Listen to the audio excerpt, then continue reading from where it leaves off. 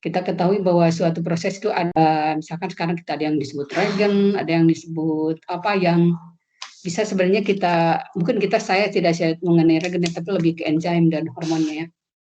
Enzim yang diperlukan untuk meningkatkan, mempercepat proses, ya diperlukannya tidak sedikit kan.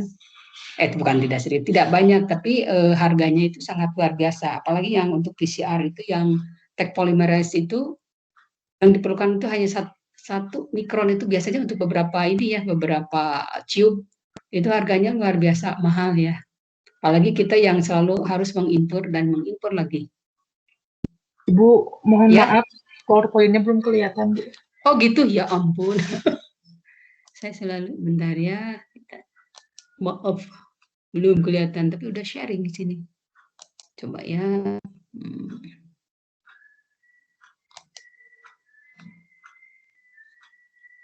Share. Bentar ini.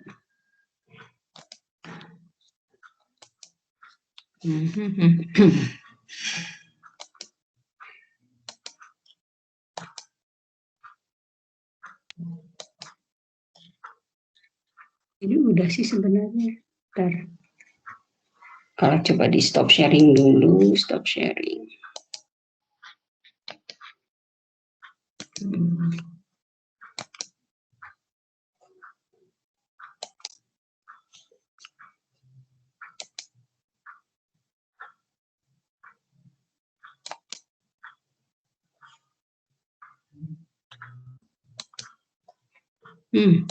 Bentar.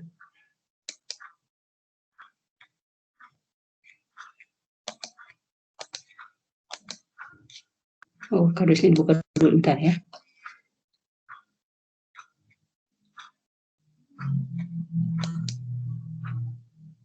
Sekarang kelihatan belum? Maria, kelihatan nggak? Halo, Maria. Ada, Bu. Udah kelihatan? Belum. Bentar ya.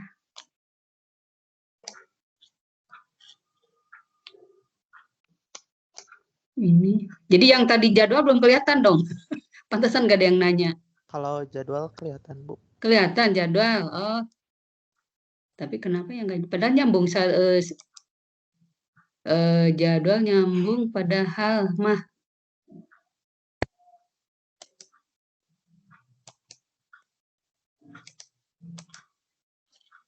Saya mulai lagi dari awal.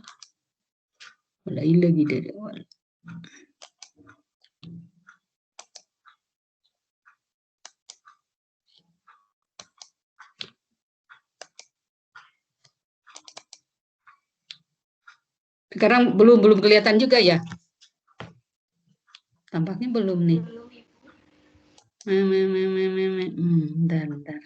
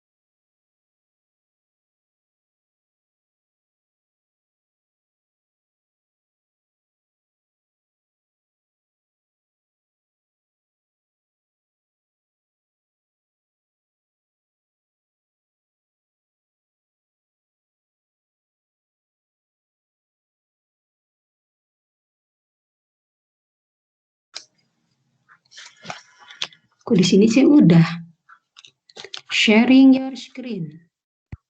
Kalau di sini stop mana?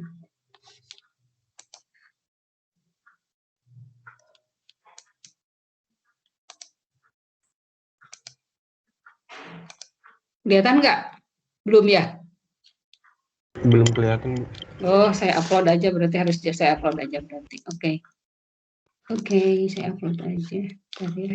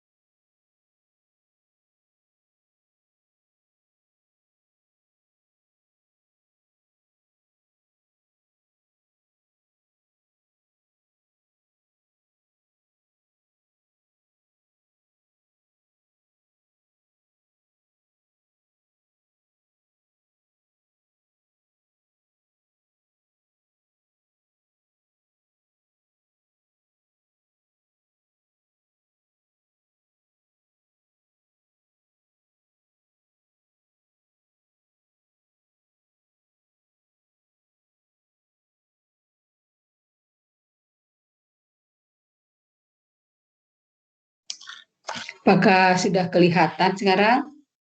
Sudah, Bu. Alhamdulillah. Ya, aduh ini nggak apa-apa nih. Oke, jadi ini tadi, tapi yang ini sudah terlihat tadi ya? Sudah, Ibu. Ya, oke, yang ini udah terlihat ya. Dan tadi waktu sebelumnya memang dari awal sudah kelihatan ya kalau yang ini yang rencana perkuliahan ya. Oke, kita lanjut saja tadi. Oh, kalau yang ini belum atau sudah? Belum kelihatan Bu tadi. Tapi ini udah. Kalau yang ya sekarang ya, jadi topik ke-9 dari kuliah ini adalah mengenai enzim dan hormon. Tadi saya sudah sebutkan mengapa penting dibahas di sini. Karena tumbuhan itu kita punya biodiversity yang melimpah ya, dan tumbuhan juga memproduksi enzim dan hormon, dan mereka memang memerlukan itu ya untuk aktivitas pertumbuhan, perkembangan dan lain-lain. Nanti kita fokuskan apa sih gunanya yang enzim dan hormon pada tumbuhan.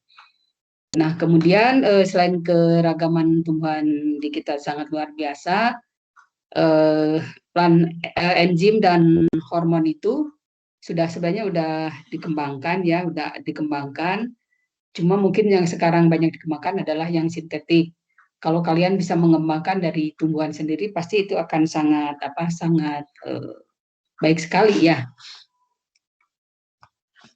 Nah, oke, jadi kita lihat mungkin ini yang kembali lagi ke perkuliahan awal dari ketika masuk ke SITH, mungkin apa enzim hormon, atau ketika TBP mungkin pada sudah tahu. Mungkin enzim ya sudah pada tahu, tapi kalau hormon apa sih sebenarnya? Jadi hormon dan enzim itu dua-duanya ada pada tumbuhan.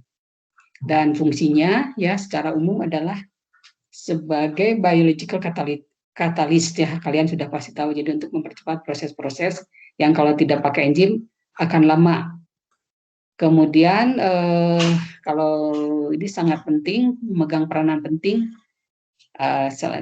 pada sel dan aktivitas dari organisme. Yang disebut organisme itu termasuk kita manusia ya. Kemudian hormon. Kalau hormon apa bedanya dengan enzim? Kalau hormon itu lebih fungsinya itu lebih coordinating activities ya, mengkoordinasikan aktivitas pada seluruh, kalau di manusia itu seluruh organ-organ dan semua ya, seluruh part of the body ya kalau pada manusia. Demikian juga pada hewan atau tumbuhan ya. Jadi chemical substances ya, semuanya ini juga chemical. Jadi udah kelihatan ini untuk coordinating ya, kalau yang ini untuk mempercepat proses. Oke, lanjut. Enzim yang kita pilih itu tidak akan terlalu banyak yang akan kita bahas ya. Tapi enzim-enzim yang sudah dikembangkan, mungkin ya sudah mulai dikembangkan dan di kita banyak.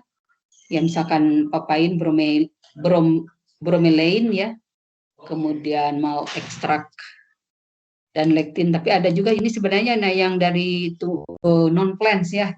Jadi sebenarnya bakteri, jamur, mereka juga menghasilkan enzim. Hewan juga apalagi ya hewan. Tapi di sini tidak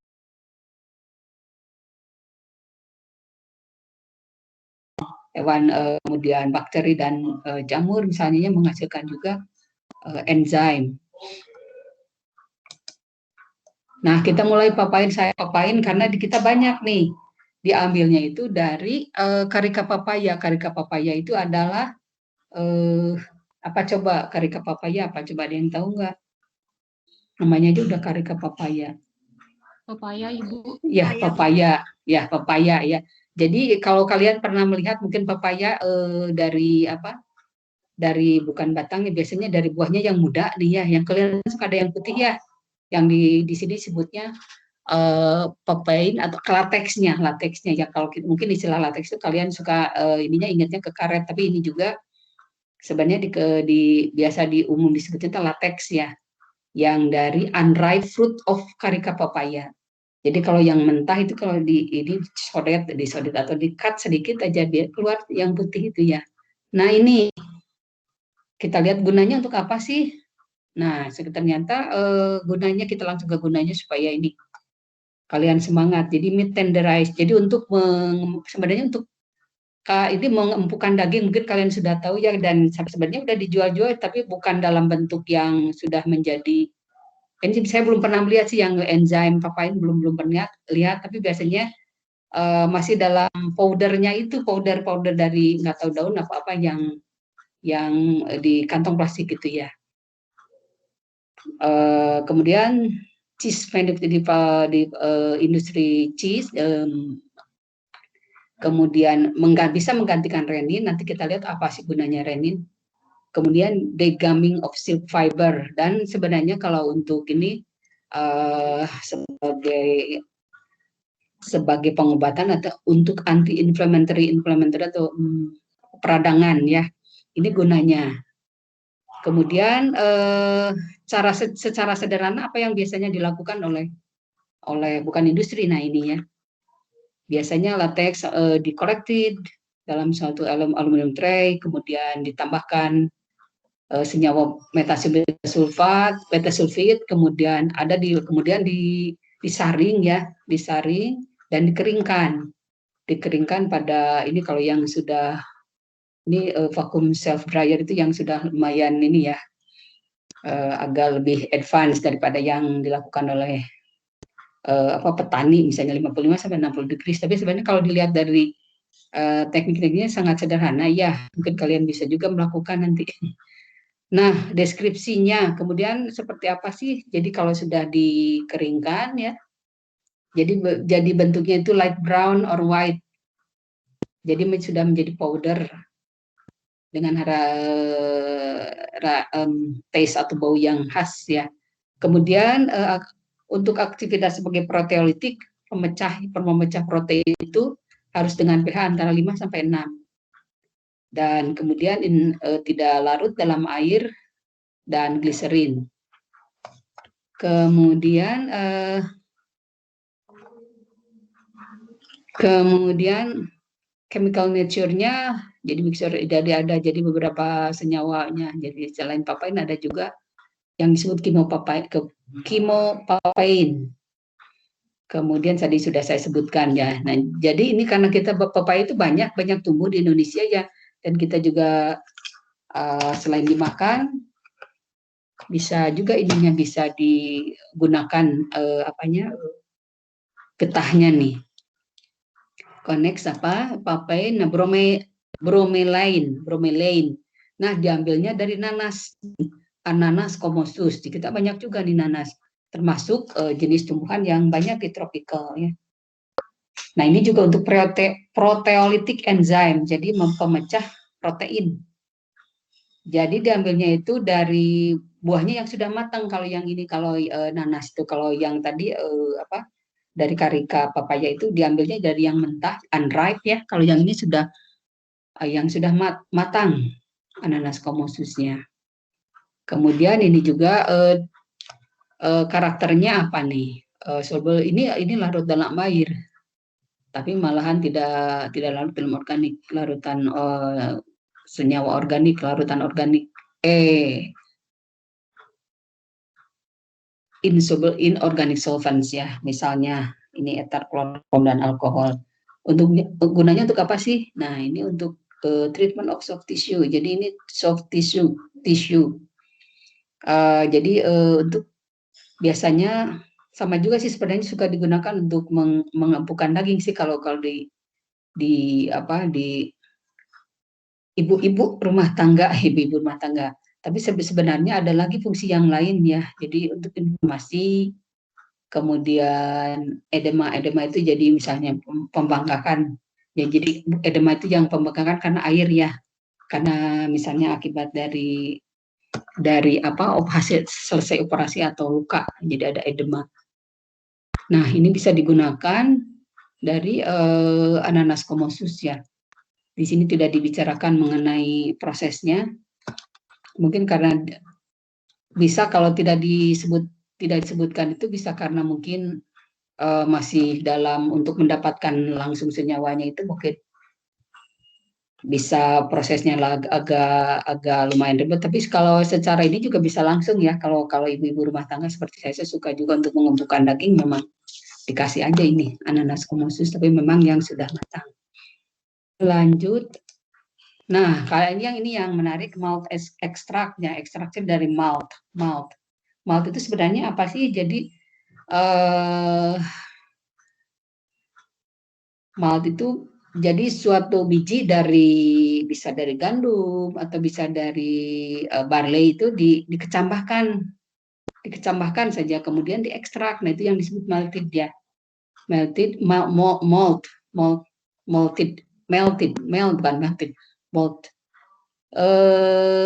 Bisa partially atau bisa secara artifisial. Nah, itu kemudian diekstrak.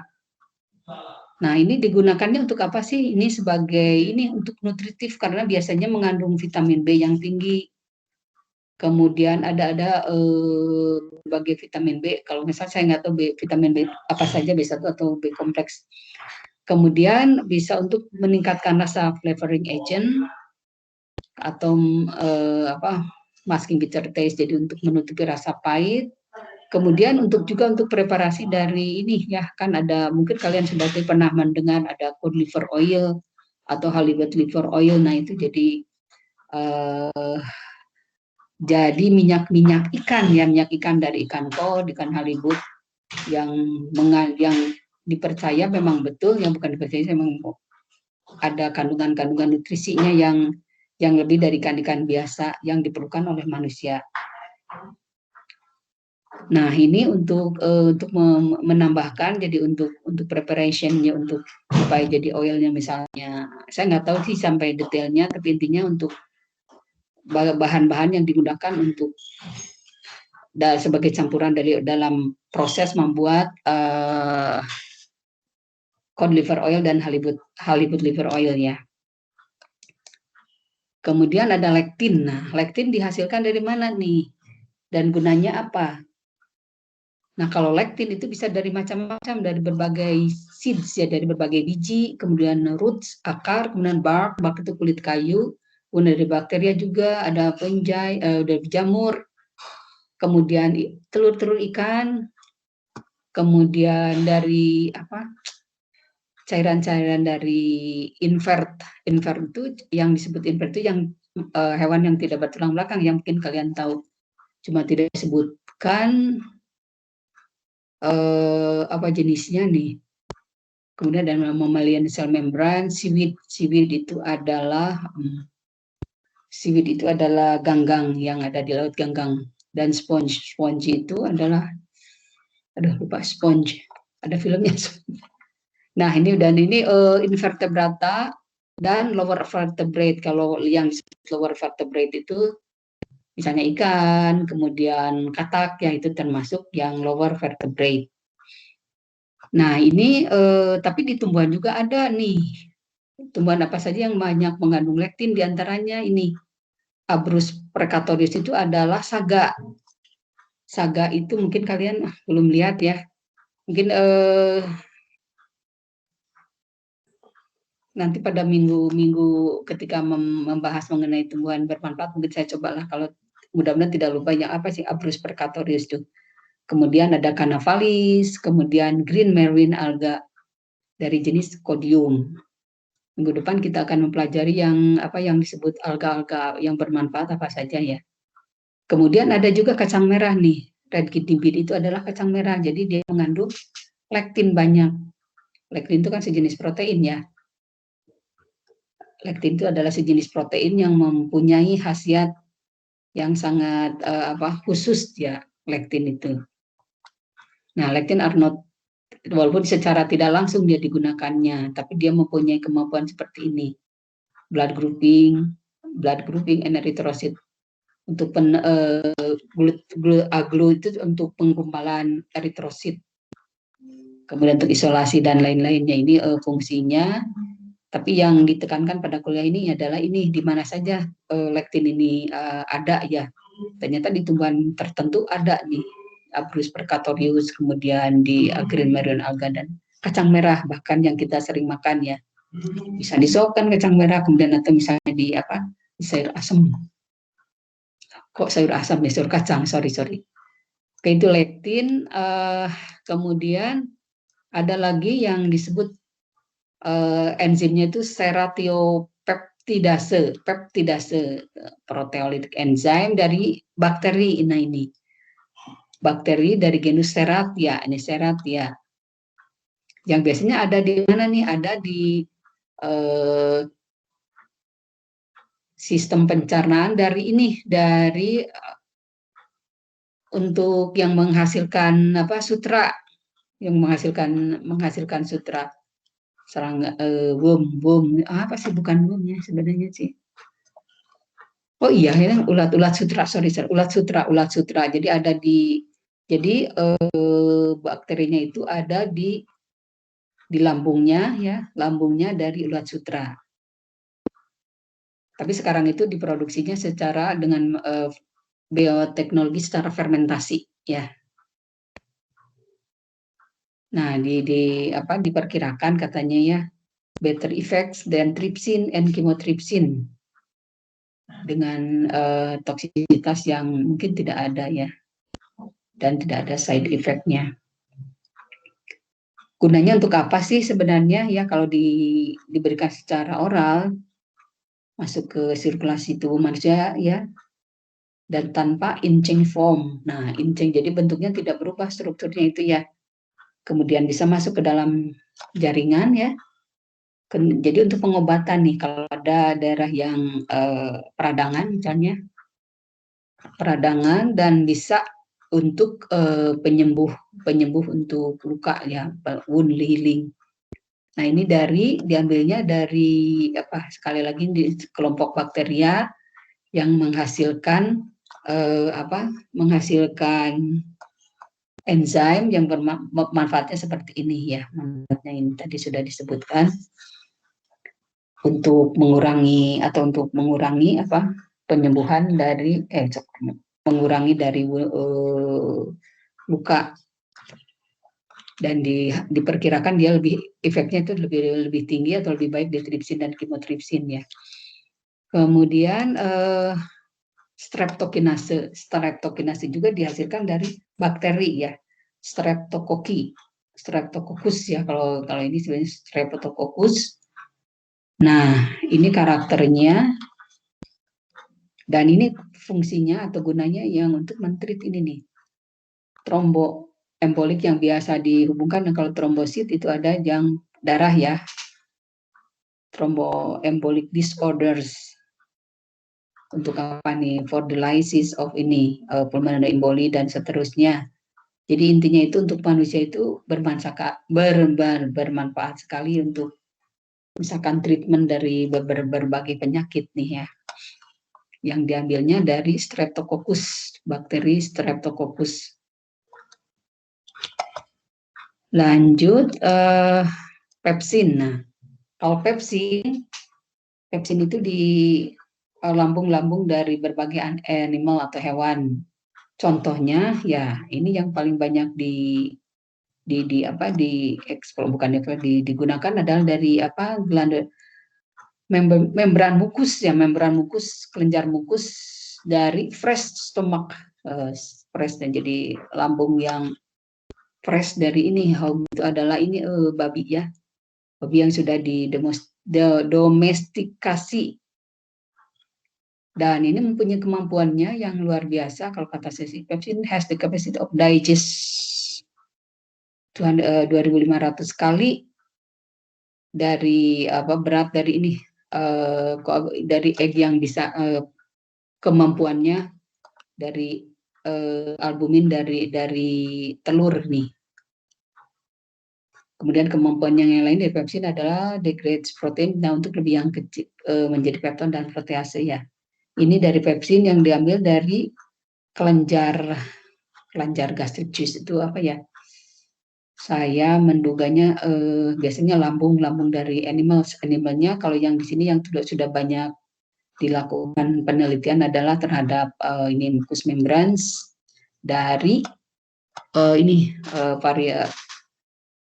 babi yang sudah didomestikasi. Kemudian, tadi sudah mengenai mengenai enzim, sekarang mengenai hormon. Tadi pada awal sudah disebutkan bedanya fungsi dari hormon dan enzim ya. Kalau hormon itu lebih ke koordinasi, kalau enzim itu untuk mempercepat proses. Oke, hormon. Nah, kalau manusia sebagai makhluk tingkat vertebrat tertinggi ya, bukan tertinggi sebenarnya, tingkat tinggi ya. Jadi fungsi hormon itu sangat luar biasa tentu saja, karena kita secara tubuh itu sangat kompleksnya. Jadi kalau kita waktu SMA kan suka belajar ya, kalau kekurangan hormon ini akan menjadi seperti apa, terdapat defisiensi hormon apa misalnya menjadi seperti apa dan lain-lain. Nah, karena hormon itu sekali lagi untuk mengkoordinasikan activities ya di dalam seluruh bagian-bagian tubuh kita ya. Ini kita bicara manusia dulu supaya analoginya nanti ke tumbuhan itu apa ya. Nah, ini misalnya mengatur energi tumbuhan, kemudian homeostasis adalah keseimbangan ya. Kemudian, pada umumnya sebagian besar dari hormon itu berasal dari asam amino. Kemudian ini ada proses, mungkin saya tidak akan terlalu bahas ya, ada ini signal transfer pathway, mungkin kalian juga sudah belajar tapi saya tidak akan membahasnya. Nah, kita punya berapa sih sebenarnya kelenjar hormon kita? More than 50 hormones. Kita mempunyai lebih dari 50 hormon. Mungkin akan nanti sudah ada di tubuh kita tapi kita belum paham apa sih fungsinya ya. Nanti akan semakin banyak yang kita ketahui, kita akan tahu dari publikasi dari berbagai peneliti di dunianya. Nah, only the sex glands and the adrenal cortex secrete steroid. Jadi steroid itu dihasilkannya itu eh, dari adrenal itu yang pada ini ginjal ya, dan sex glands, kelenjar seks, kelenjar ini disebutnya kelenjar seks, tapi intinya itu jantan dan betina. Kalau pada hewan itu agak berbeda ya. Kemudian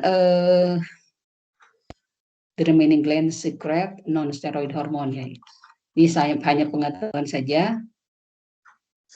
Jadi fungsi hormon pada manusia dan nanti pada hewan mungkin agak berdekatan dengan apa? Terutama hewan-hewan kelompok tinggi ya, relatif mirip dengan human ya. Tapi kalau tumbuhan itu lebih sebenarnya sampai sama saja untuk koordinasi, tapi mungkin lebih secara kompleksitas lebih sederhana. Nah, kita kembali ke tumbuhan. Mungkin kalian sudah tahu lah ini hormon tumbuhan bla bla bla bla bla dan fungsinya untuk apa. Kemudian ada di mana saja. Ya, auksin. Ini yang sudah diketahui, nanti ada lagi nanti yang penemuan-penemuan dari apa hormon itu. Ini saya ada satu yang disebut belum saya masukkan ke sini ya. Penemuan-penemuan, tapi ini yang utama yang telah ditemukan, auksin, sitokinin, gibberellin, abscisic acid, dan etilen.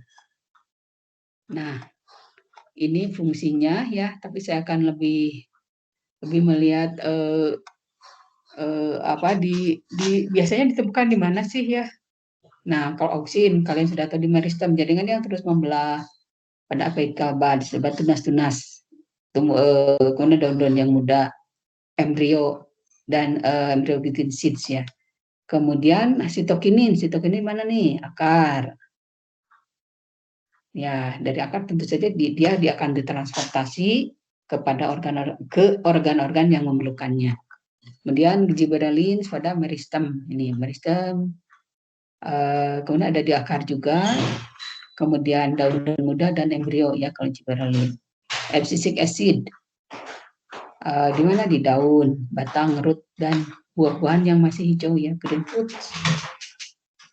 Kemudian kalau etilen itu berbeda. Jadi kalau etilen itu ada khususnya pada buah yang setelah matang. Kemudian selain itu ada juga di nodus-nodus pada stem ya. Kemudian ada juga pada yang flowers yang sudah aging, sudah tua. Nah itu mengenai hormon pada tumbuhan. Nah kita mulai lihat di sini ya. Tapi saya tidak akan lebih membahas ini. Saya kira di mata kuliah yang ada di prodi ini pasti udah dibahas ya. Jadi saya mungkin lebih ke melihat manfaatnya dan mungkin melihat nanti bisa di mana saja sih diperolehnya ya. Nah ini sitokinin ya, utamanya adalah untuk stimulate sel, jadi untuk pembelahan dari sel, stimulate cell division. Nah ini adanya di mana nih? Adanya di ini nih, oke. Growing roots, embryos and fruits. Jadi kalau growing roots, jadi sebagian besar tumbuhan pasti punya ya, tentu saja pasti punya di dalam growing roots, embryos and fruits-nya ya. Tapi mungkin kita itu udah tahu ada di mana saja, tapi mungkin yang kalau untuk eksplorasi atau eksploitasi misalnya harus paling banyak di mana sih, di tumbuhan apa sih gitu, mungkin itu ya ke arahnya. Nah ini sitokinin, sitokinin. Jadi kalau biasanya kalau di sini kalau untuk melihat fungsinya biasanya orang mencobanya itu dengan membuat tumbuhan lebih terlihat bentuknya ya, misalnya dengan memotong ininya terminal budnya ya, terminal auksinnya jadi nggak tumbuh dan jadi dianya activatednya jadi sitokinin itu akan lebih ke pertumbuhan dari ini percabangan dari aksiler ya, bukan yang terminal. Jadi akan bisa terbentuk seperti ini. Non terminal bud ini ada di terminal bud di sini. Bisa nih biasanya untuk mempercantik merapihkan tumbuh-tumbuhan ya.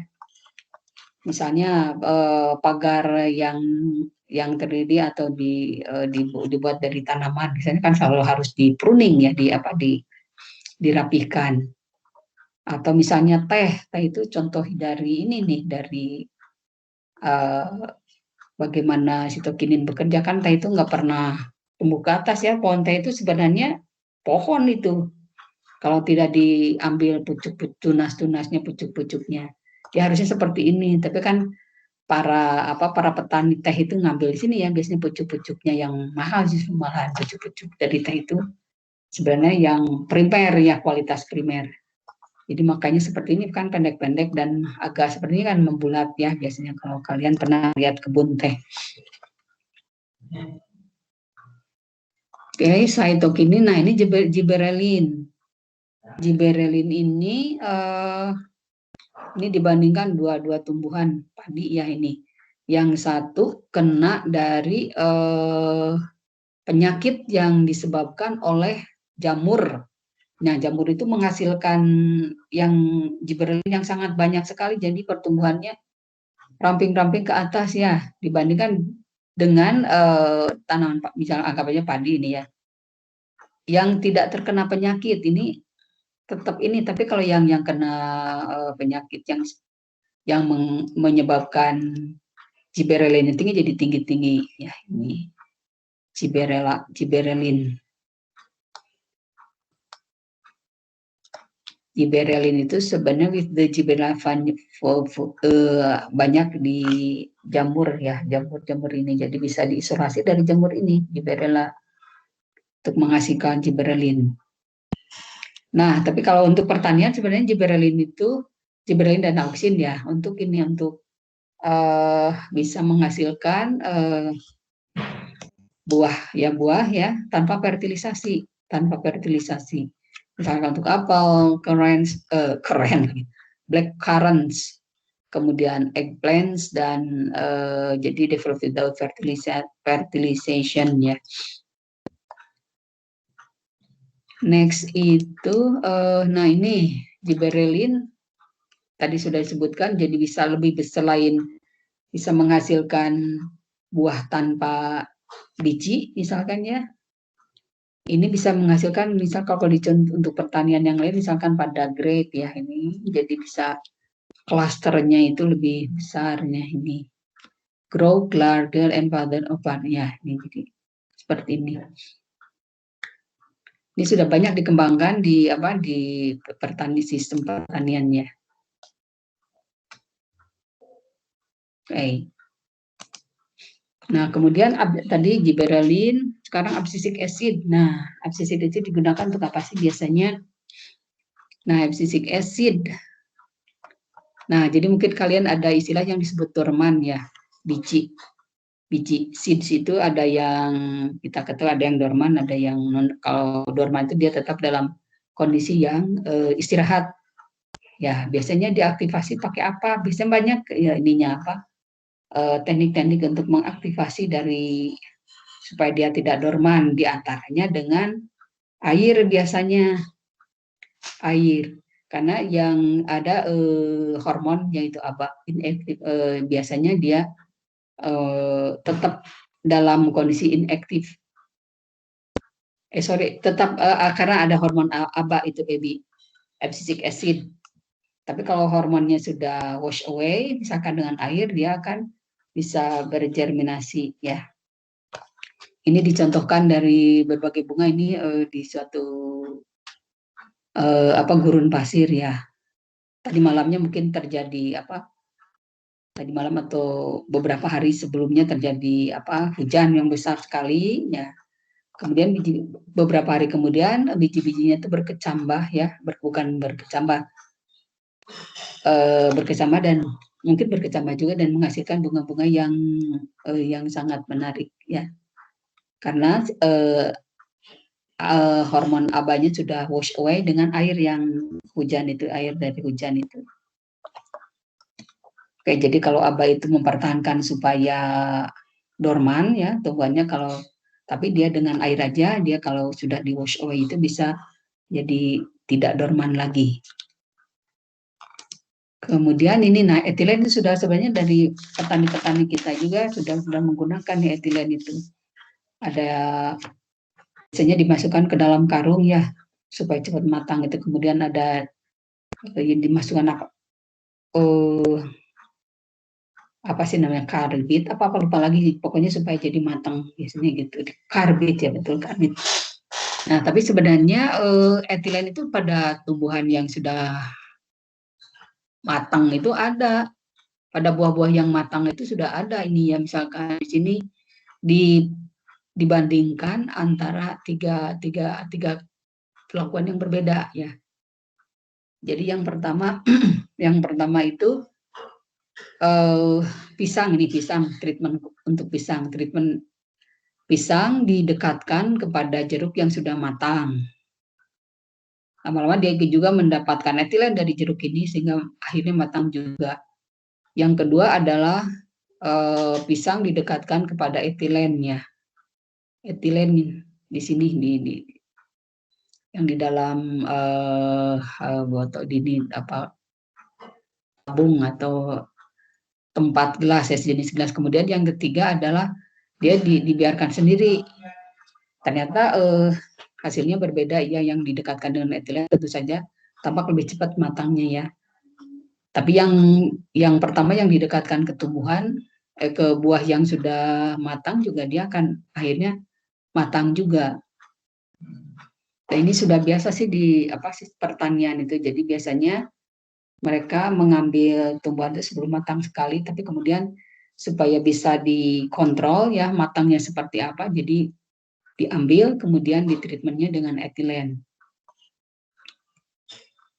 Itu kemudian, nah jadi sebenarnya kalau secara hormon itu berbagai hormon itu Pak untuk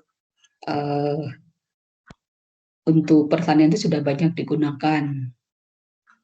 Jadi misalkan menggunakan auksin, delay or promote fruit drops ya.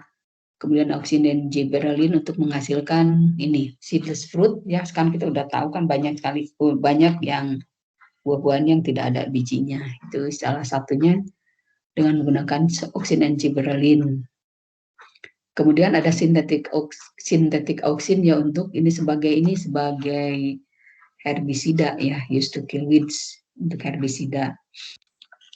Itu yang digunakan untuk aplikasi dari hormon-hormon tumbuhan ya, untuk berbagai aplikasi pada bidang pertanian.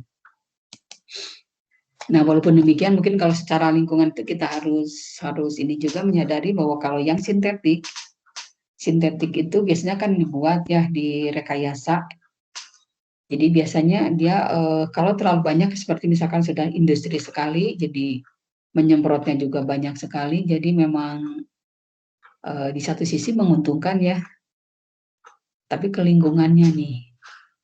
Kemudian memang disarankan kalau buah-buahan itu sebelum dimakan itu memang kulitnya sendiri harus dicuci ya. Takutnya masih ada tersisa dari misalkan hormon sintetik yang mungkin untuk tidak setiap orang bisa makan hormon sintetik ya. Bisa ada misalkan ada efek negatifnya. Nah, sekarang ini yang menarik, ini saya akan membahas mengenai the benefit of soy ya. Nah, ini yang biasa kita makan,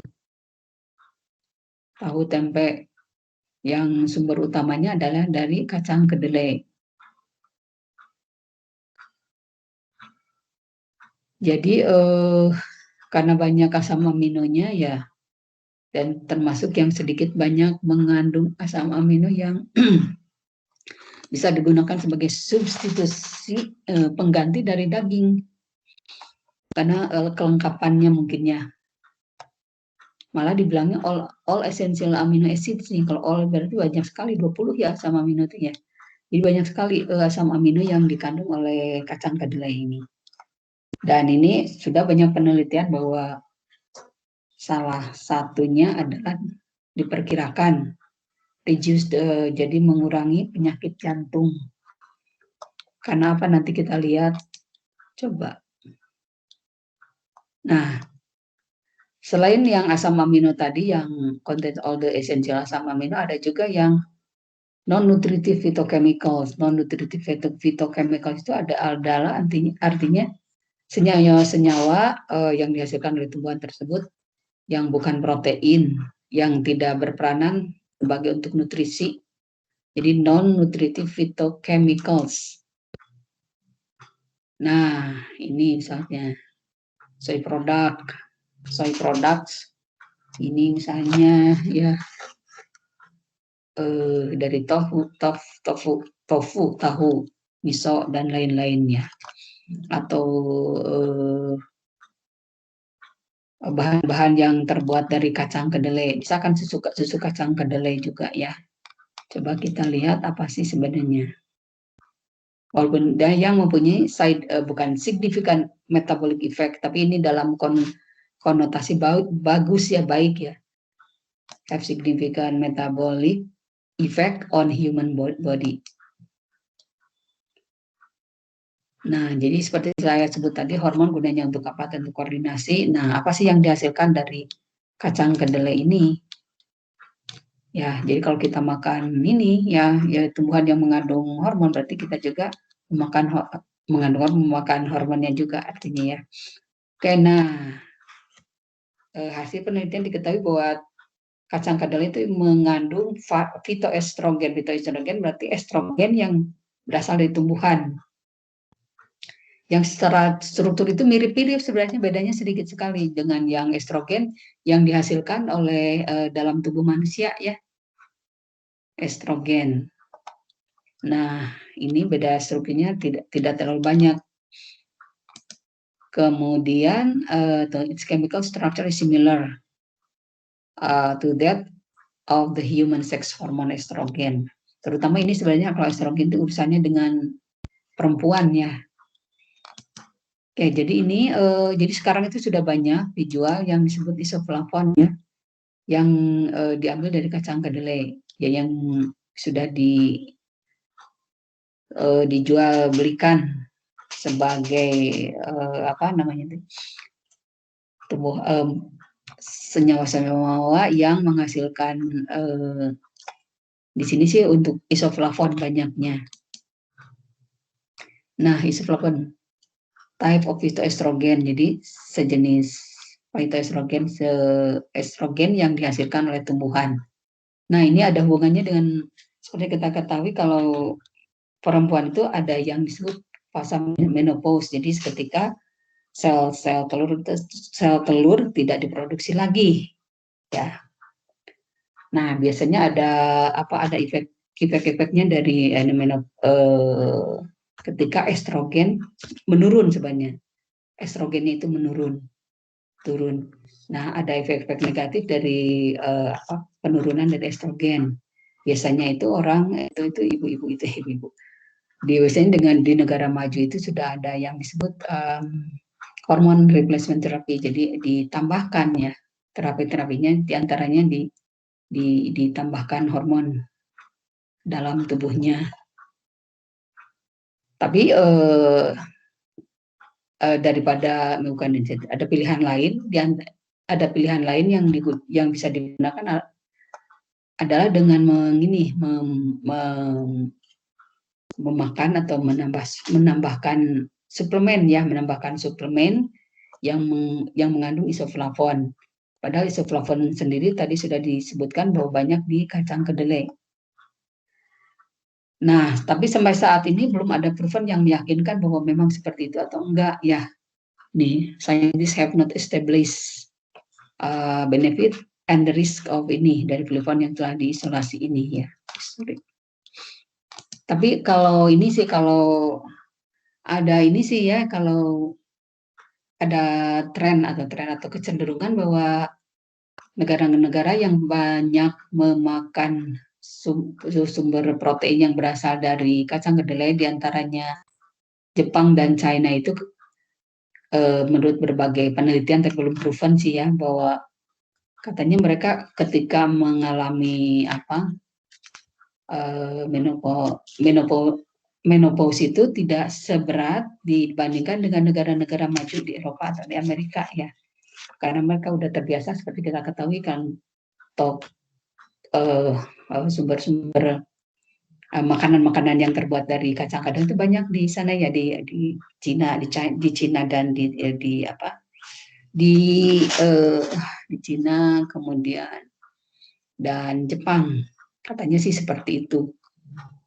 Tapi belum proven sih, ada kecenderungan aja, ada tren seperti itu. Kemudian, nah itu tadi mengenai fitoestrogen ya, estrogen itu sebenarnya lebih banyak urusannya dengan ibu-ibu seperti saya sebut tadi. Nah kalau steroid tidak hanya untuk ibu-ibu, bapak-bapak juga ya.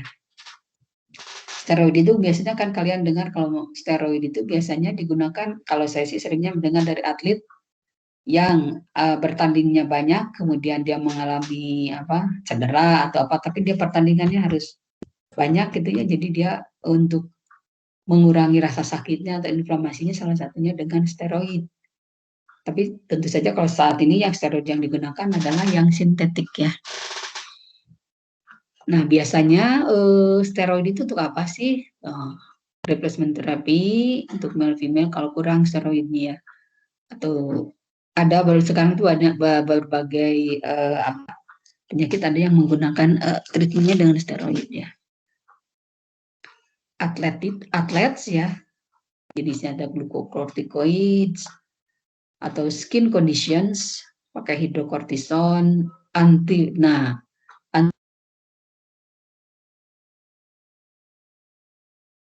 estrogen. Jadi hormonnya adalah yang estrogen dan progesteron. Kemudian kanker juga ya. Kanker di mana? Di breast, testis atau prostat, dan rheumatoid arthritis. Biasanya salah satu pengobatannya adalah menggunakan steroid. Biasanya itu untuk mengurangi peradangan, rasa nyeri ya itu. Jadi sekarang itu industri itu memang karena banyak digunakan steroid ini ya, banyak menggunakannya jadi synthetic source walaupun katanya expensive. Jadi beberapa walaupun demikian kan sekarang yang paling banyak itu pasti dari sintetik ya, walaupun sebenarnya tumbuhan juga bisa menghasilkan. Nanti kita lihat ada beberapa jenis tumbuhan itu yang menghasilkan steroid juga. Tapi seperti kita ketahui kalau steroid itu dalam tumbuhan itu kandungannya itu kan tidak terakumulasi dari dalam satu tempat, jadi biasanya banyak tempat, banyak organ maksud saya. Kemudian dan biasanya kandungannya juga tidak sebanyak kalau kita misalkan membuat dari sintetik ya, secara sintetik. Nah ini yang ini fungsinya, tapi banyak karena ada efek negatif dari steroid ini sudah disebutkan, mask the injury and suppress immunity. Nah ini disebutkan di sini ya, dari steroid ini. Nah ini hormon plant sources ya. Tadi phytosterols, ada sapogenin. Nah ini saya tidak akan melihat ininya kimia-kimianya. Mungkin kalian bisa melihat nanti ada polar dan polar kalian lebih paham sendiri. Tapi saya ingin melihatnya ini ininya di mana sih diambilnya atau di mana adanya itu hormon-hormon tersebut. Nah ini dalam buah dan biji, dalam daun. Occur in leaves, tapi di roots, di akar juga ada dan di rhizomes juga ada ya. Nah bisa misalkan ini hanya perkiraan saja. Jadi di tumbuhan itu disebutnya large infant. 10-25% dari material, weight of material ya. Kalau untuk kandungan itu sebenarnya banyak, kalau 10-25%. Nah, ada sapogenin. Sapogenin di mana nih? Ini banyak. Nah, kalau saponin. Jadi seperti sabun ya, soap. Dan biasanya ini untuk meracun ikan. Kemudian dan seterusnya ini ke karakter-karakternya. Kemudian nah ini saponin occur widely in plants ya. Jadi banyak di tumbuhan ini, di tumbuhan sapogenin. Kemudian, nah ini yang steroid nih. Steroid nih yang penting ya, yang telah sintetiknya banyak, tapi sebenarnya di tumbuhan juga ada. Yang pertama adalah di Euskorea. Di Euskorea itu kalau kita mungkin gadung ya, kalian mungkin belum pernah melihat tumbuhannya, belum pernah melihat umbinya, tapi mungkin kalau gadung dari keripik gadung ya mungkin udah pernah memakannya. Itu adalah dari kelompok di Euskorea. Tapi seperti kita ketahui kalau di Euskorea itu ada racunnya ya, jadi harus prosesnya itu untuk menghilangkan toksiknya itu sampai bisa dimakan tuh harus dicucinya juga lama, berkali-kali. Di Euskorea, kemudian kelompok tumbuhan lili. Nah ini memang saya belum sempat memperlihatkan gambar-gambarnya. Nanti mungkin pada kuliah berikut kita akan kembali ke sini dan memperlihatkan yang misalkan yang mengandung hormon tumbuhannya seperti apa ya. Ada semilacane juga. Kemudian dari kelompok Liliaceae, kalau yang disebut lili itu tumbuhan ya bunga lili mungkin kalian pernah. Jadi kelompok dari tumbuhan tersebut.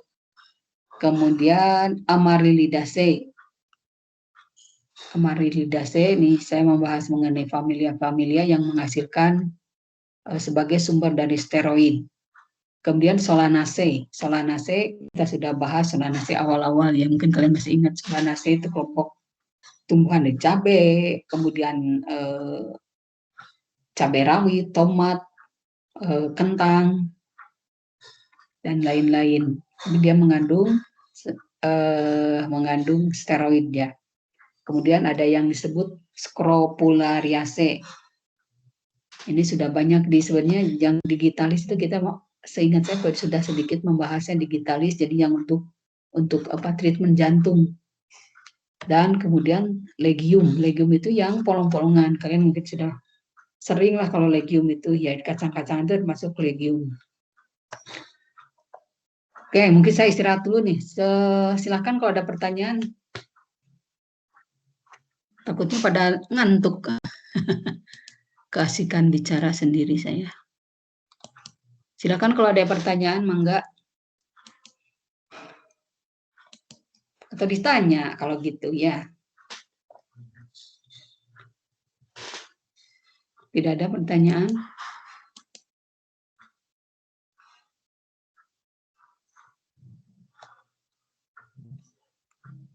Ini pada teman-teman masih bangun atau udah tertidur nih? Aldo tidur? Aldo tidur nggak, Dok? Saya takutnya kalau diamnya kuliah yang aman, kuliah seperti ini, ya kayak bicara sendiri nih. Mudah-mudahan pada masih bangun nih. Maria hadir? Masih bangun Maria? Hadir Ibu.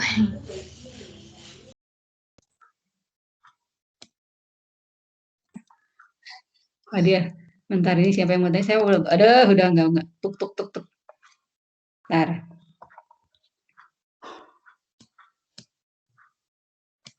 Oke, lanjut aja. Ini ada yang ini tapi saya nggak bisa buka. Udahlah nanti. Biarkan saja. Oke, lanjut. Bentar ya, ini lagi hang nih. Ngomong. Muter, biarkan saja dulu.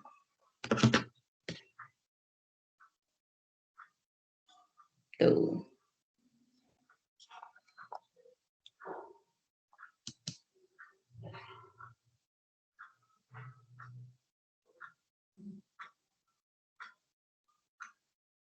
Bentar.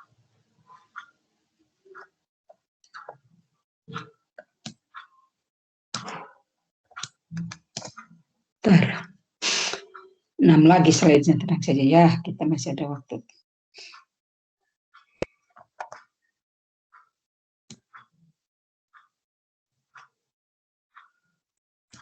Haidar eksis, Haidar. Halo Haidar.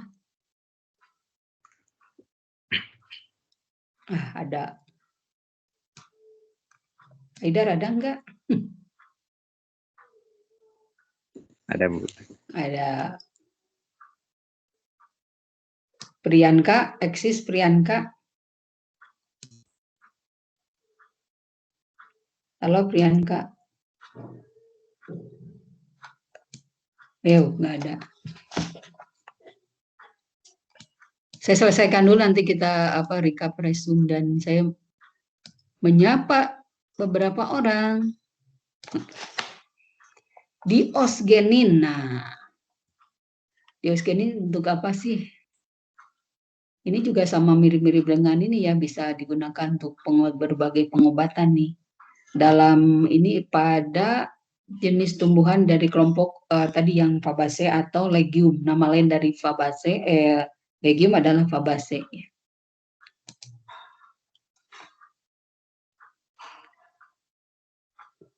Kemudian hesogenin banyak, yuka itu adalah sejenis tumbuhan dari kelompok penghasil serat biasanya itu ya. Ini hanya bisa menghasilkan, ini masih kelompok steroid juga sih. Steroid kan tadi ada 2 kelompok itu ya, dibedakan 2 kelompok. Kemudian tumbuh-tumbuhannya juga ada berbeda, tapi intinya sama sih. Nah, ini kita lihat bagaimana mengekstraksi secara komersial. Biasanya ya kan banyak diambilnya dari, tergantung ininya nih, bisa diambil dari tubernya ya, tuber, kemudian bisa juga dari biji-bijiannya, bijinya, atau daunnya nih. Biasanya seperti yang kita ajarkan lagi, bahas beberapa yang lalu, bahwa biasanya yang pertama itu adalah ekstraksi. Kalau di sini bahasanya crush, pokoknya ukurannya dikecil-kecil, pokoknya di crush saja. Kemudian ada proses fermentasi nih. Kalau di sini ada proses fermentasi. Kemudian disaring, difiltrasi, kemudian melakukan hidrolisis, acid hidrolisis ya. Kemudian oven, dan akhirnya nanti akan didapatkannya adalah suatu kristal ya, suatu kristal. Ini prosesnya kalau kata saya sih yang tidak sederhana sih ya, memang kalau dalam ini, kalau sudah industri memang pasti akan memerlukan jumlah yang banyak. Misalnya ini kalau untuk supaya ekonomi bisa harus banyak ininya ya, kalau 10 gram itu sedikit ya sebenarnya. Hasilkannya kalau misalnya untuk ini kristalnya itu bisa 10 gram dari 100 gram, ya banyak kalau kata saya sih ini 10% ya, banyak. Ini ada proses-proses berikutnya ya, silakan saja dilihat prosesnya. Oh ini bagaimana menganalisisnya kualitatif ya, untuk kualitatif bisa menggunakan, bisa sederhana atau bisa sangat canggih juga sebenarnya sih ya. Untuk melihat secara kualitatif atau kuantitatif, hitung-hitungan bisa berbagai metode sih sebenarnya. Ini contoh-contoh saja cara menganalisis secara kualitatif atau kuantitatifnya. Nah ini mungkin ada sedikit ininya historinya ya. Jadi awal-awalnya itu diambilnya dari mana sih? Dia dari sebelum Perang Dunia Kedua ya mungkin nih. Diisolasinya dari kelenjar-kelenjar atau dari urin. Tapi kalau kita menunggu animal gland itu mungkin harus mematikan hewannya ya. Dan kalau dari urin mungkin bisa murah, tapi kalau dari kelenjar itu bisa mahal sekali, dan itu dianggapnya sangat mahal. Sehingga digunakanlah tumbuhan. Awal-awalnya itu dari Dioskorea. Dioskorea yang awal-awalnya karena dia dari umbinya. Dari umbi itu kan secara proses mungkin relatif lebih mudah diproses. Kemudian, nah ini adalah secara teori hasilnya bisa banyak sekali, tapi kan sebenarnya tidak ya. Kalau secara teori bisa banyak katanya. Teori proses gave 100%, artinya jadi 10 dari 10% dari kalau setelah intinya ya, per berat keringnya. Ini kok agak loncat-loncat, sorry. Fermentasi ini dijelaskan sedikit, tapi nggak perlulah, saya tidak terlalu ini ya. Tidak sampai terlalu teknik. Jadi ini perkembangan ininya tahun tadi kan tadi 1940, kemudian 1950 baru ada yang disebut pil ya, pil untuk sebenarnya pil itu untuk yang pembatasan kehamilan sebenarnya ya. Jadi ini perkembangan berikutnya ini enggak terlalu ini sih. Nah ini contoh-contoh proses, bukan contoh, ini bagaimana ceritanya sampai fermentasi. Jadi accident when making antibiotic from Rhizopus ya, ditemukan adanya steroid yang untuk needed steroid untuk pertumbuhannya, untuk supaya mempercepat, dan dihasilkan ini ada senyawa yang accident ditemukan, itu progesteron. Nah ini hesogenin tadi, ini senyawa struktur kimianya ya,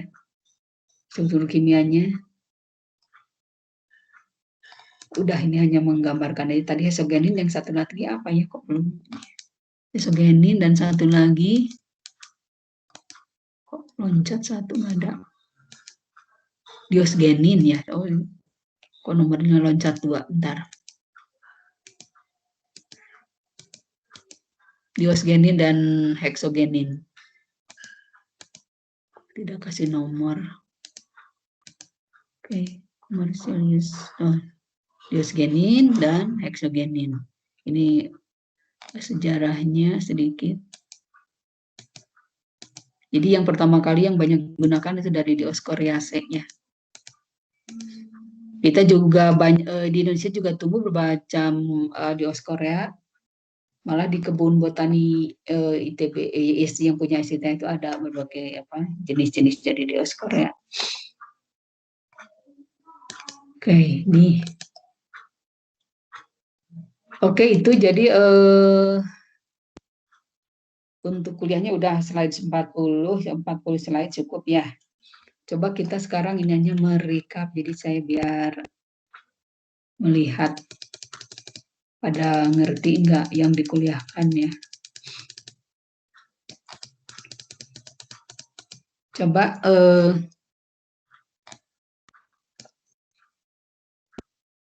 perempuan semua. Joshua ada, Joshua? Ya Bu, ada Bu. Joshua apa yang ketangkap sama kamu dari permulaan, coba? Jangan banyak-banyak ya. Ya, coba silakan. Ya, saya yang di bagian ini aja Bu, yang Jangan ngacrok dari awal dulu, Joshua. Dari awal dulu atuh, ya. Biar berurutan. Oke, Joshua apa? Coba 2 aja, nanti yang dilanjutkan. Kamu pilih yang lain lah.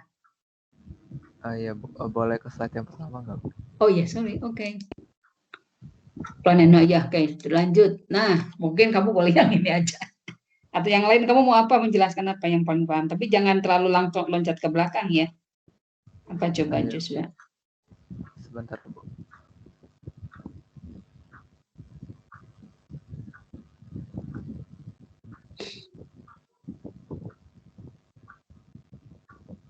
Mau apa aja kamu, Deng, boleh.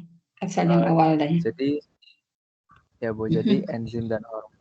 Jadi enzim dan hormon Bu. Jadi kalau misalnya hormon itu berbeda dengan enzim.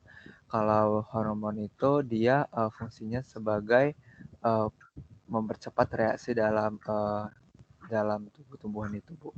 Kalau misalnya enzim, dia itu berfungsi sebagai koordinasi antar hormon mungkin ya, yang koordinasi hormon ya. Hormon Bu maksudnya. Ya hormon untuk koordinasi, sedangkan enzim itu untuk mempercepat reaksi biologis dalam tumbuhannya Bu. Bukan tumbuhan aja ya sebenarnya ya. Oh, maksudnya dalam hal ini tumbuhan Bu. Oh iya, oke. Tapi sebenarnya organisme suka kayak gitu ya intinya. Oke. Kamu nunjuk yang lain, Joshua, cepat. Yang laki-laki dulu deh. Laki-laki aja dulu, karena sedikit ya. Biar tidak ngantuk. Ayo cepat. Muhammad Ramdhani, Bu. Ayo Muhammad Ramdhani, cepat kamu menjelaskan apa? Ya, Bu. Lanjut ke slide ke berurutan aja. Oh, berurutan. Ya, Oke. kalau yang selanjutnya ada Kamu enzim. Ya, jadi contoh untuk dari tanaman itu ada enzim papain. Nah, enzim papain ini berasal dari buah pepaya yang belum matang. Nah, kegunaannya itu bisa untuk minuman, untuk apa? Kenapa minuman? Ya, klarifikasi itu, memurnikan. Clarification. Oh, yang ya Oke. Clarification. Oh. Buat daging empuk gitu. Ya, pengempuk daging. Ya. Kamu satu lagi deh, selain papain apa lagi coba? Selain papain ada bromelain. Nah, kalau untuk bromelain itu berasalnya dari buah nanas yang sudah matang. Nah, kegunaannya tuh bisa untuk inflamasi, terus edema karena luka ataupun operasi. Oke, kamu nunjuk siapa? Laki-laki lagi? Najmi, Muhammad Najmi. Najmi jangan ngantuk. Ayo. Najmi. Iya, halo Bu. Ya, kamu mau apa, menjelaskan apa? Lalu lanjut langsung yang bromelain, Bu. Udah, bromelain udah. Udah, berarti lanjut ke malt, ekstrak malt itu. Malt ekstrak apa? Malt itu apa sih, jelaskan itu jadi dari suatu biji yang dari garam atau barley kemudian dikecambahkan lalu diekstrak.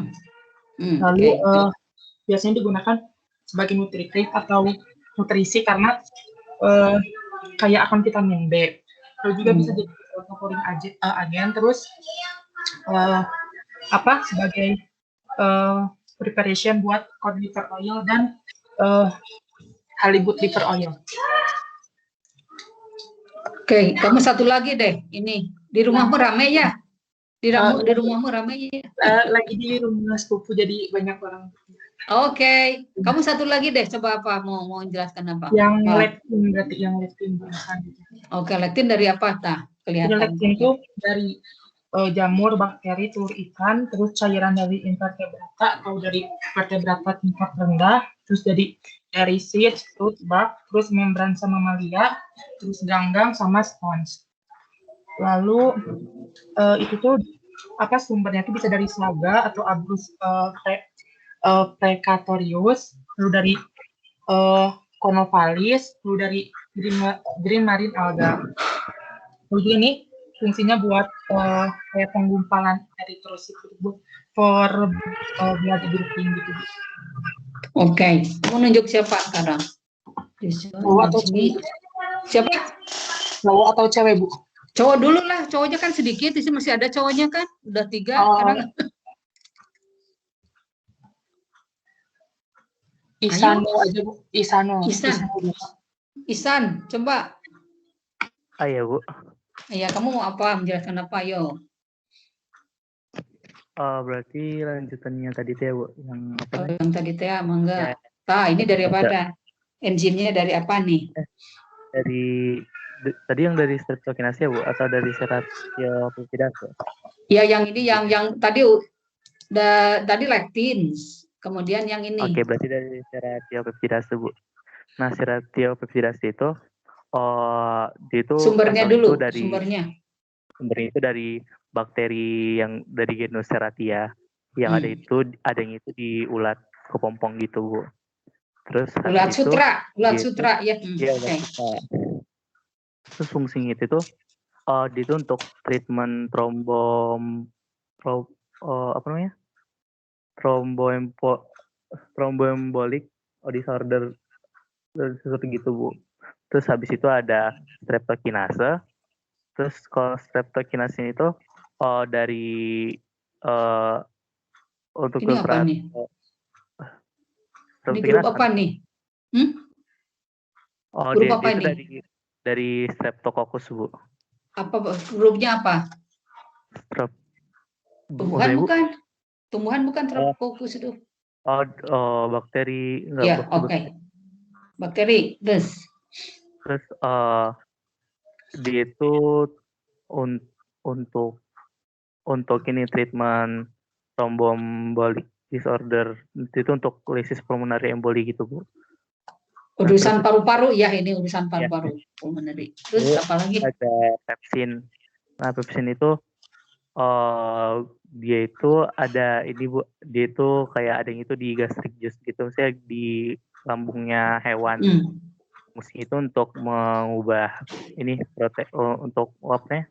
Mengubah protein jadi pepton dan protease, Bu. Udah, kamu nunjuk siapa sekarang? Si cowok ya, Bu. Masih ada cowok kan? Ayo, masih ada cowok lah. Perempuan tenang-tenang saja. Untuk sebentar. Ayo. 1, 2, 3, 4. Tuh baru 4 lakinya. Sebentar, Bu. Iya. Sebentar, Bu, saya lupa nama. Panggil aja, kamu nama panggilannya aja. Nggak apa-apa, nama panggilannya. Sebentar, Bu, saya lupa di kelas ini. Aduh, saya cari aja coba cowok. Renaldi aja, Renaldi coba, Renardi, ayo. Hadir nggak Renardi? Halo Bu, Ya halo lagi. Oh iya maaf Bu, saya baru masuk karena tadi terputus koneksinya. Boleh diulang lagi Bu pertanyaannya? Bagian Renardi ada menjelaskan mengenai hormon. Silakan aja, apa aja yang kamu tangkap tadi apa? Coba. Nanti saya bantu di slide-nya. Silakan hormon. What is hormon? Atau hormon udah jelaskan what is-nya. Oke, jadi hormon itu tadi Ibu jelaskan bahwa hormon itu berbeda dengan enzim. Di sini itu hormon itu yang lebih membantu tentang pertumbuhan, terus tentang perkembangannya. Kalau enzim itu nanti yang mengkatalis proses-prosesnya, Bu. Terus boleh ke slide-nya, Bu? Boleh. Yang apa? Mau jelaskan apa dulu tapinya?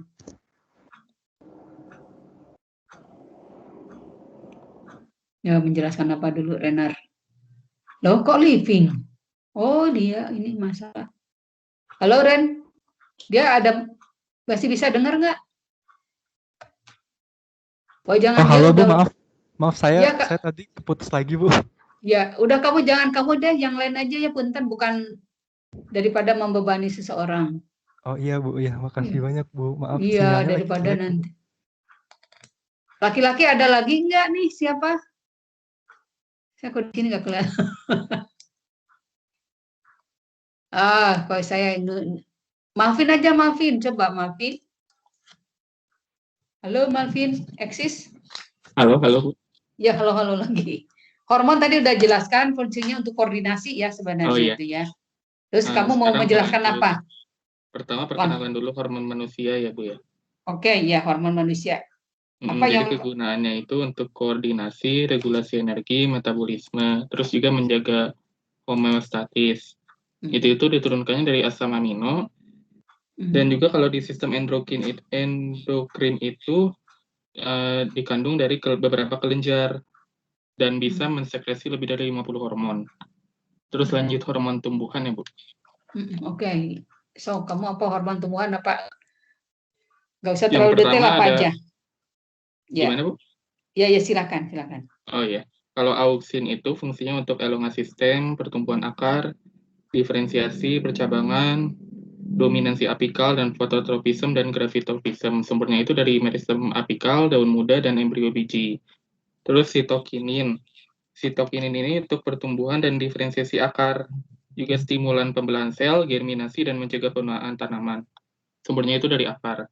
Kemudian giberilin itu untuk fungsinya itu germinasi biji, tunas, elongasi stem, dan daun bunga, buah, dan akar.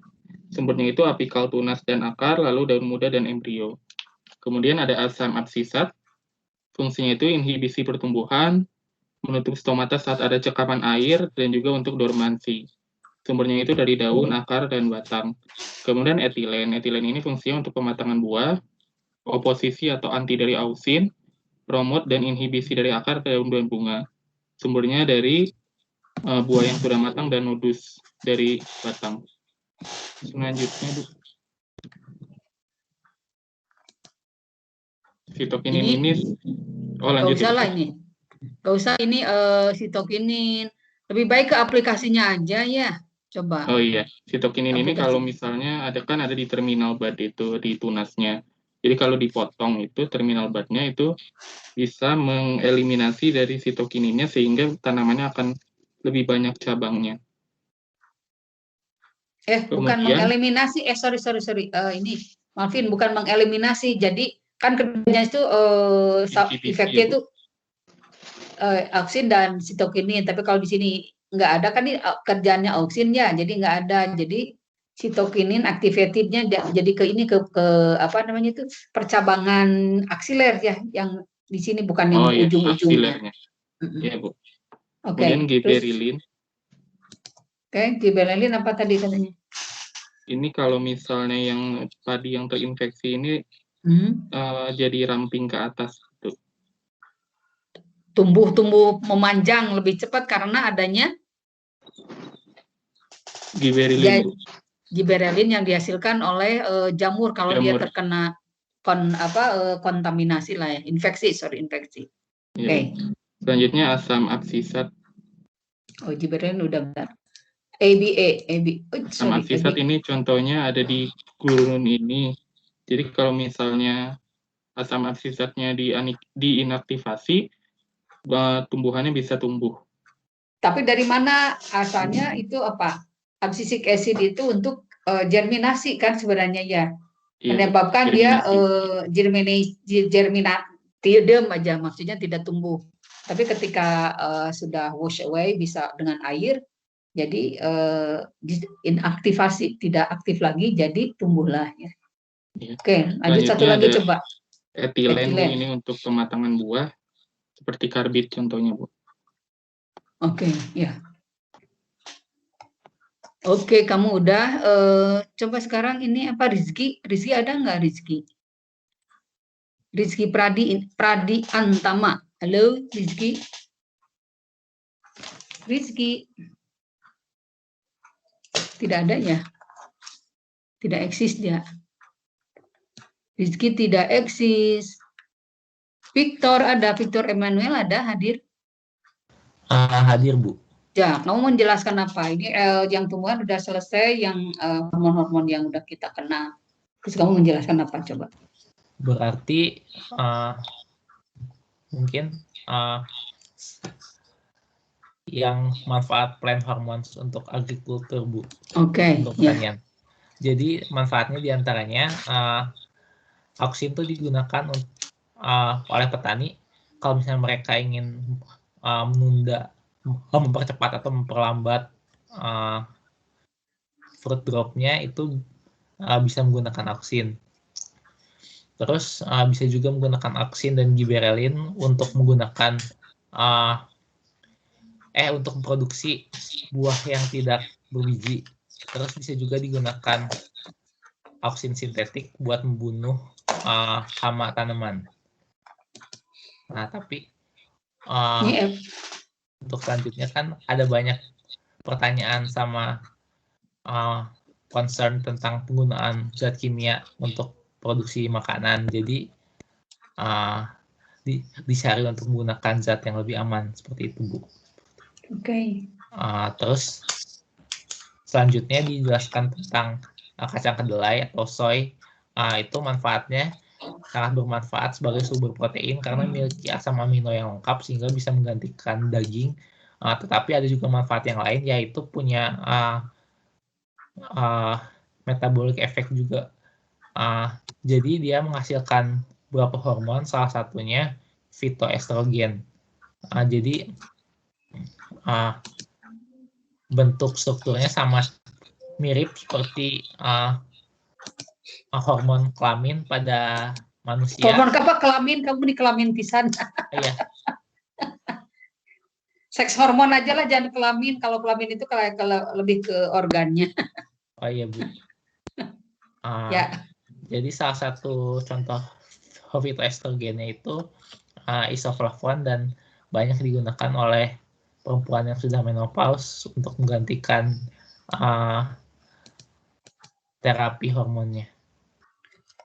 Tapi memang benefit sama risknya belum terlalu diteliti oleh para ilmuwan, Bu.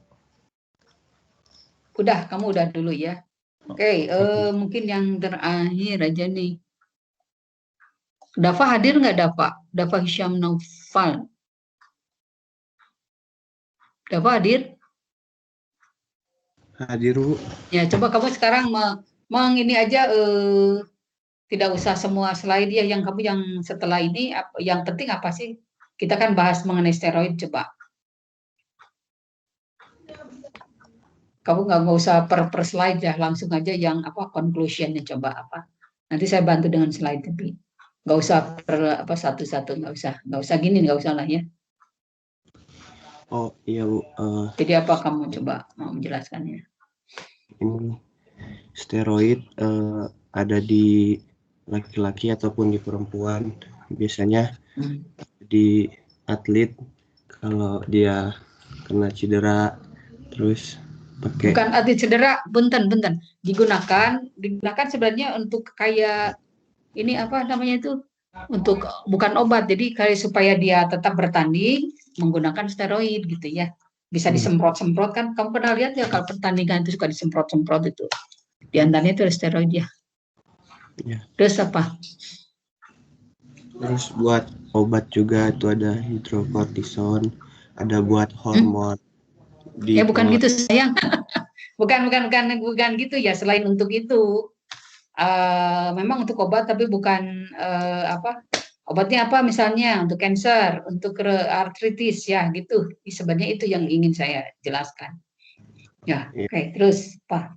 Terus untuk hormon pengatur kehamilan itu ada. Bisa ya, pil ya, anti-fertility. Ada hormon steroidnya. Terus apa lagi? Terus ada untuk rematik. Udah obat. Itu udah saya sebut tadi. Ya. Kamu steroid di tubuhan ada nggak? Ada, Bu. Ya, coba apa? Beberapa aja sebutkan steroid di tumbuhan apa saja. Ini tadi penggrupannya. Saya nggak apa-apa ini grup tadi. Sapogenin dan fitosteron. Oke. Contoh tumbuhannya aja deh, Dari famili Dioscoreaceae. Dioscoreaceae, ya, Dioscoreaceae. Oke. Menghasilkan tadi diosgenin. Ya. Terus sebutkan aja familianya aja nih, ini kelihatan kan? Dioscoreaceae, apalagi. Familinya aja yang sebutkan. Dari famili bunga lili ada Liliaceae, ada Amaryllidaceae, ada Solanaceae, ada Scrofulariaceae, ada Leguminosae, oke. Ya. Kalau nggak usah saya. Oke, nggak apa-apa. Jadi itu ya familianya yang mengandung steroid. Dioscoreaceae yang paling banyak, paling banyak karena dia sebenarnya yang pertama kali ya kelompok Dioscoreaceae. Kemudian Liliaceae, Amaryllidaceae, dan tadi yang sudah sebutkan. Coba sekarang anak perempuan aja adalah menggumkannya. Satu lagi, pilih yang mana? Jasmine, coba. Sophia, coba. Sophia, hadir? Halo, Sophia. Wah, tidak eksis. Iya, Bu. Oh, ada. Coba yang terakhir aja ini gongnya aja lah, siapa yang kamu ingin jelaskan mengenai steroid gitu aja. Yang mana aja. Nanti saya bantu dengan slide-nya. Kamu ingin menjelaskan apa mengenai steroid ini?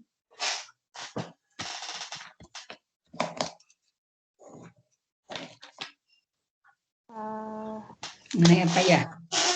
Tadi tumbuhannya udah ada. Ini. Oh, udah ya. Kamu apa yang mau dijelaskan? Strukturnya berarti ya, Bu? Struktur saya emang nggak bisa. Kamu menjelaskan struktur benar. Benar struktur. Benar nih struktur. Yang sapodenon itu. Sepodenon apa sepodenon? Apa ya sepodenon? Yang mana ya?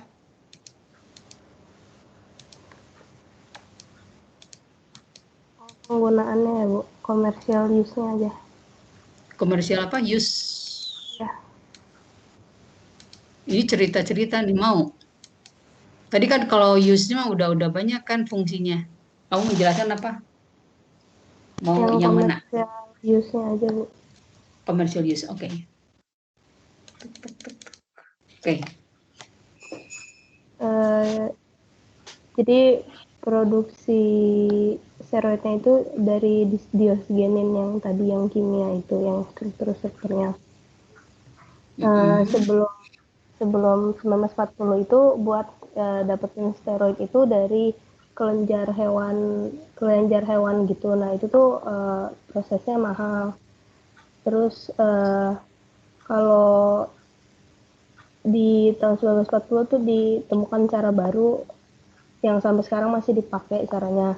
Kalau untuk proses ekstraksi komersialnya itu dihancurkan, terus kayak dilanjut fermentasi, lalu difiltrasi, lalu di hidrolisis asam, nanti didapatkan dalam bentuk kristal, lalu dikeringkan di oven, lalu nanti diekstraksi solid yang dapat hasil kayak kurang lebih 10 gram gitu. Mundur ya, agak mundur. Oh ini, oke. Commercial extraction. Ya, jadi ini secara kamu udah ya. Tadi kamu udah 10 gram dari 100 gram kalau dari ini ya. 10 gram dari 100 gram kalau dari tuber kayaknya. Terus ada lagi apa yang mau jelaskan? Sophie? Terakhir satu lagi. Mau apa? Tadi komersial, kemudian sejarahnya itu yang tadi kamu ceritakan ada sedikit mengenai sejarahnya ya. Terus kamu organ-organ yang organo ini, biasa saja sih, analysis of plant material, ada kualitas, coba ini, kualitatif dan kuantitatif, silakan.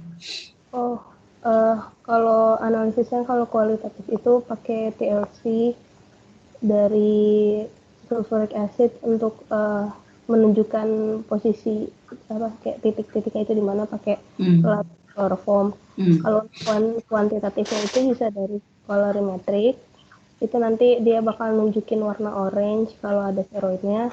Terus pakai spektrometri itu, tapi butuh bahannya tuh banyak dari plant materialnya. Yang terakhir itu ada micrometode, itu untuk dapetin hasil yang banyak